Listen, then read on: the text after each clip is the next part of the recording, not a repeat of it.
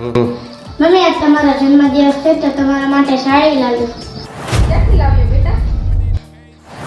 તું બોલે હે એ દુકાનમાંથી ચોરીને લાવ્યો હે.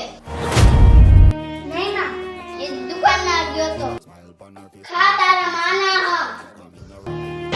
તું ચોરી કરીને નથી લાવ્યો તો ખા માના હો.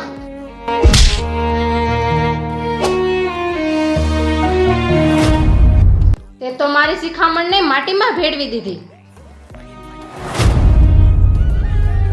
આલ્યો સાડી. મારો છોકરો તમારી દુકાનમાંથી સાડી ચોરી ગયો તો ને એ સાડી. અરે શું વાત કરો છો?